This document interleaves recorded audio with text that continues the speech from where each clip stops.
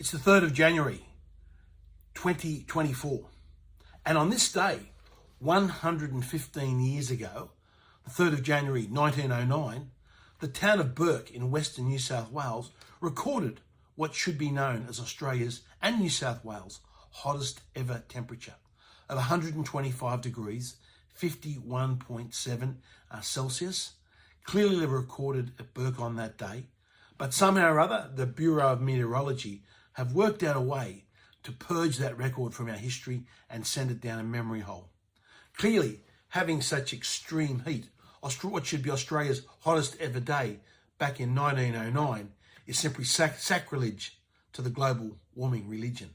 The era of global warming has ended, the era of global boiling has arrived. The air is unbreathable, the heat is unbearable. So it's no surprise that the Bureau of Meteorology went to work to try and purge this record from our history. Now, the 125-degree record was clearly and extensively reported in newspapers of the day, but if you go to the Bureau's website of today, it's completely disappeared.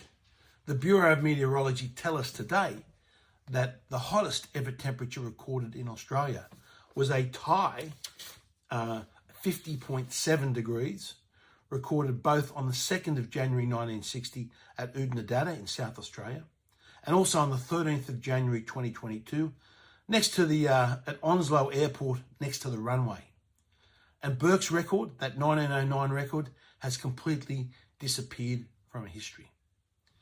Now, the excuses that the Bureau of Meteorology have given to purge that record from our history are detailed in a report going back in 2001. And if we can go through these and just show the Bureau of Meteorology the excuses can simply be debunked. They simply do not stack up whatsoever. Now, the first excuse that the Bureau gave for purging Bourke's hottest ever day was that, I quote, "No other station in New South Wales or southern Queensland is known to have exceeded 47.2 degrees Celsius. That's 117 Fahrenheit on this day." So they're saying that this Bourke record was an outlier and nothing else close by came near it. Well, that is fundamentally false. In fact, if you go too far to say it's almost a lie. You just have to go to the records. The nearest weather station to Bourke is Bourke. And on the very same day that Bourke recorded 125, the nearest weather station at Bourke recorded another amazing temperature of 123 degrees Fahrenheit. And this is recorded in newspapers of the day. And to make sure, when I went to the National Archives, I checked it out, and there it is in the original handwritten log from Bourke for the month of January 1909. You can see it's there listed on the 4th.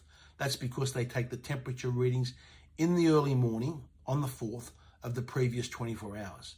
So the hottest day in Bourke was at 123 degree reading, and yet here we have the Bureau making out that nowhere else recorded a similar temperature to the 125 degrees. You have to ask, why wouldn't the Bureau of Meteorology, wouldn't the first place you would look, the very first place you would look would be the closest weather station? And if you did, you would have seen that it corroborates the 125 degree record at Bourke.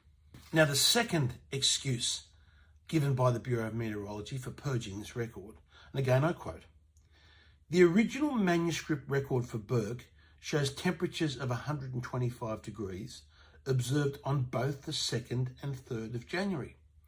The observation on the 2nd of January has been corrected on the manuscript to 112. Now, yet again, this is completely and utterly incorrect. If you look at the original manuscripts, you will see that the observers' recordings are written using black ink. And the practice of the day appears to be that each original monthly log was audited, and it was audited by someone using red ink.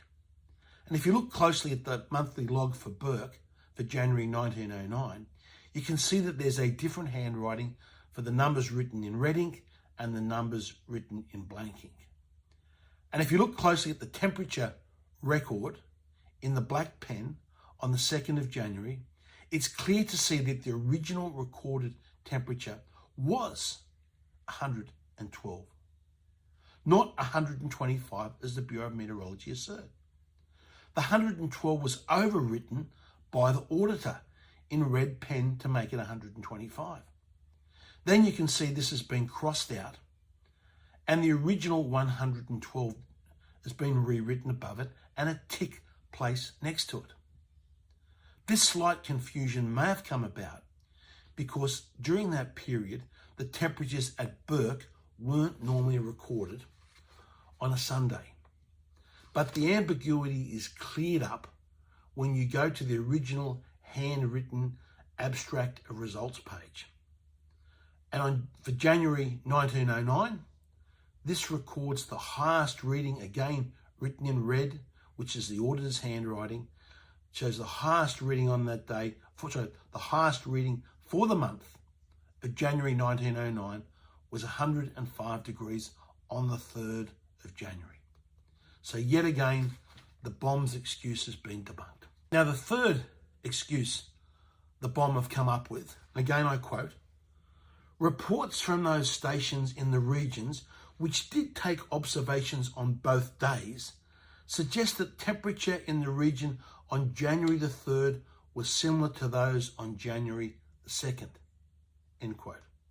Therefore, what they're saying, the 125 couldn't be correct because it should have been the similar temperature to January 2nd, and there wasn't much difference between the 2nd and the 3rd of January. Well, again, this is complete and utter nonsense. And it can be debunked by firstly looking at the temperature recordings for Bourke.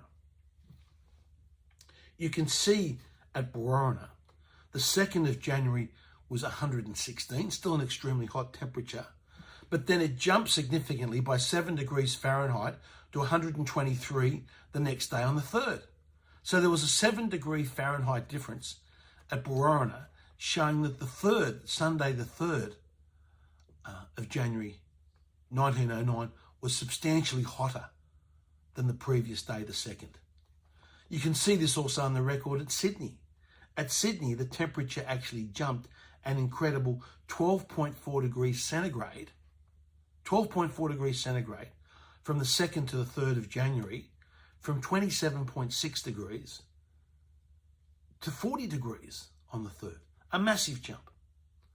And the papers on that day noted of Sydney's weather, again I quote directly from the papers of the day, only on 5 other occasions in the history of the Sydney Observatory, now extending over a period of half a century, have higher temperatures been registered. The same at Mildura on that day, the temperature jumped 3.9 degrees Celsius from the 2nd to the 3rd, from 39.4 degrees to 43.3 degrees. Again, a big jump in temperature. So all the historical records show that Sunday the 3rd was much hotter than the previous day, again debunking what the Bureau of Meteorology is saying. Those old newspaper records also show that Yarra, a town located 18 kilometres to the southwest of Goulburn, recorded, and I quote here, its highest ever temperature in 20 years on the 3rd.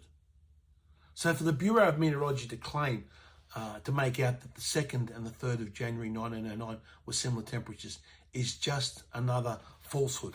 It's more misinformation coming straight out of the Bureau of Meteorology.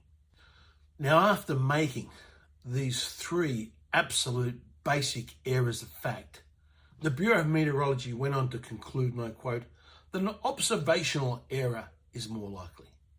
In other words, the people observing the temperatures and recording the temperatures in Bourke back in 1909 were too stupid to record the temperatures accurately. This is a disgrace. Such an assertion by the Bureau of Meteorology is an affront to people's intelligence. The people that have made the observational error are the Bureau of Meteorology.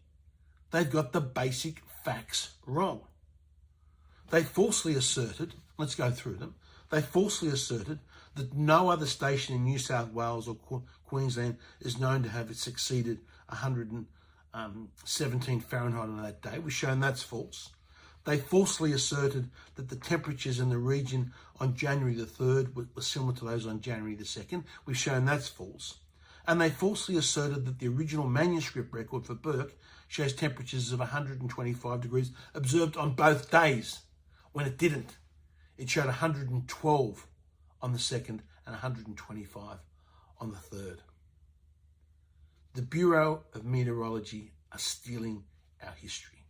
To rewrite our climate history with such falsehoods is an absolute disgrace. To purge these records of these very hot days from our past, it's an affront to our pioneers and our early settlers and the hardships that they endured to establish the Australian nation.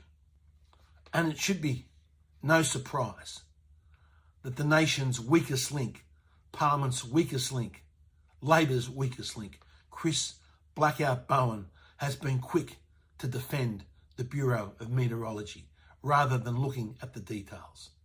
Here's a bloke that's simply out of his depth, doesn't look at the details, and is jumping in to defend the Bureau of Meteorology from this malfeasance that they've been engaged in. When the member for Hughes was accusing our hard-working scientists at the Bureau of Meteorology of doctoring temperatures, the Prime Minister was silent. This rewriting of our history for political purposes is exactly what Orwell warned us about in his novel, 1984. You can imagine the scene from the movie 1984 in the Ministry of Truth simply almost resembles that of the Bureau of Meteorology, where they go back and they are rewriting and recreating Australia's climate history to suit a political need.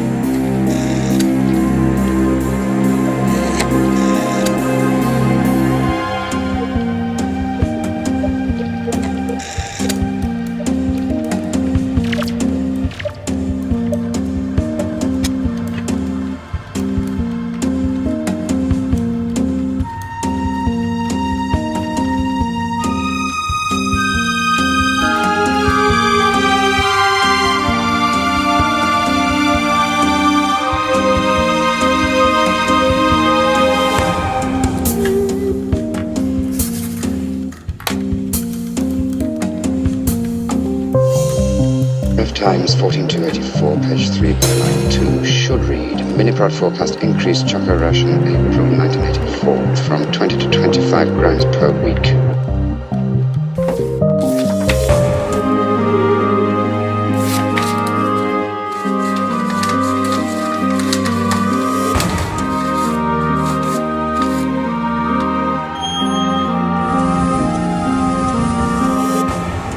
As all warned, every record has been destroyed or falsified. Every book rewritten, every picture has been repainted. Every statue and every street building renamed. Every date has been altered. And the process is continuing, day by day, minute by minute. History has stopped.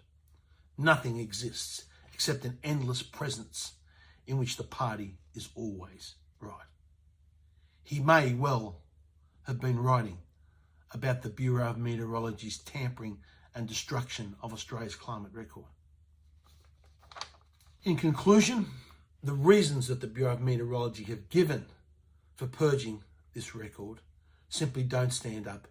They're totally debunked by the evidence. If the BOM had any integrity whatsoever, they would admit error, they would admit they got it wrong, and they would reinstate the Bourke record 125 degrees Fahrenheit, 51.7 degrees Celsius as Australia's hottest ever day. But of course, to do so would upset the global warming cult, so that is unlikely to happen. And this is not the first case where the Bureau of Meteorology have been caught red-handed tampering Australia's climate record. We need a royal commission into the Bureau of Meteorology for their politicisation of Australia's weather. It is simply not good enough that they are rewriting our nation's history.